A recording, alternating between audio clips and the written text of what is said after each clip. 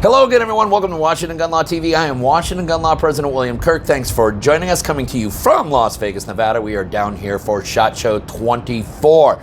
Hey, you know, every time there's a new piece of gun legislation being kicked around by some civilian disarmament regime in some state, blue as can be, they will oftentimes cite to all sorts of data and studies that say, well, this law is necessary because it's proven to have saved lives. Now, of course, when we take a look at states that have actually had all of these restrictive gun laws for a number of years, we see that, well, they're not really saving lives. And that begins to beg the question, what data are they actually relying on? And as truth be told, what they're doing is they're just making numbers up out of thin air. Don't believe me? We'll give you an example today. So today, let's slow it all down so you can understand the fact that there are liars, damn liars, and gun violence statistics.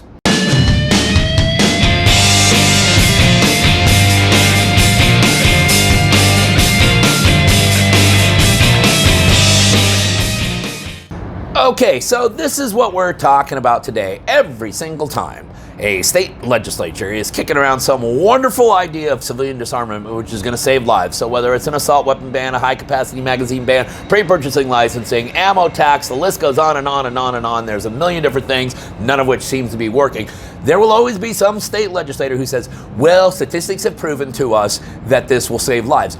Don't believe me? Let me show you what CNN, now I get CNN is not particularly a legitimate news source anymore, I recognize that, but let me just give you a flavor of the kinds of things that you see from mainstream media. Passing federal laws that require universal background checks for firearm purchases, background checks on ammunition purchases, and firearm identification could reduce the rate of U.S. gun deaths by more than 90%, according to a new study. So they are claiming that there is a study that says they could eliminate 9 out of every 10 gun deaths by just stripping citizens of their inalienable rights. Now, the thing about it, of course, is there are some states, and you all know who the usual suspects are, that have already passed all of these laws, have already had these laws on their books for a number of years, and yet we do not hear these miraculous stories how they are only averaging 10% of the gun deaths compared to other states. And the reason is because these statistics are made up. These statistics are BS. Let me tell you about perhaps the most egregious offender in the whole thing, and also an organization which is cited by mainstream media outlet after mainstream media outlet time and time and time again, and of course that is the Gun Violence Archive.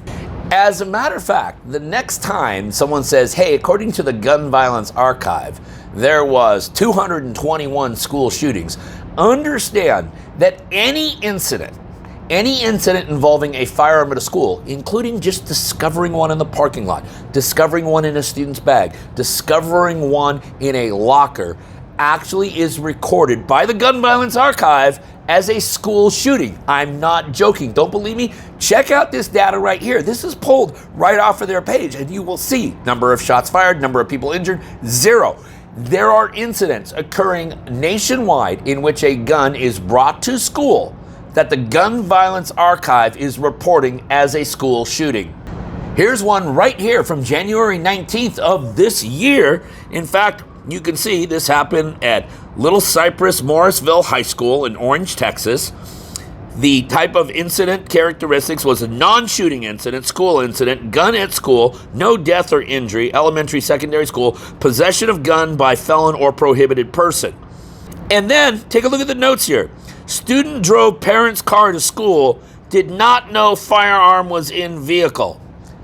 That is being reported by the Gun Violence Archive as an incident of school shooting violence. And let us also remember that a recent RAND study found that of 27,000+ gun violence studies, research papers, and things such as that, only 123 would have warranted actual publishing if this was true academia. That is, they were actually peer-reviewed and the data was thoroughly vetted. So the next time you have some state legislator who's making up numbers, just coming out of thin air, or you have mainstream media citing some numbers that says that these laws are necessary to save lives, the bottom line is that the numbers they're talking about are either fabricated, misinterpreted, or simply do not exist. We'll go ahead and link everything up down below so that you guys can geek out on it for yourself. If you got any other questions about this, or anything else related to what's left of our Second Amendment rights, you guys should know how to get a hold of Washington gun law by now. If you don't, that's okay. That information is also down there in the description box. Now, in the meantime, let's everyone remember that part of being the lawful and responsible gun owner, like we talk about all the time here, is to know what the law is in every situation, how it applies to you in any instance that you may find yourself. Until next time, thanks for watching. Stay safe.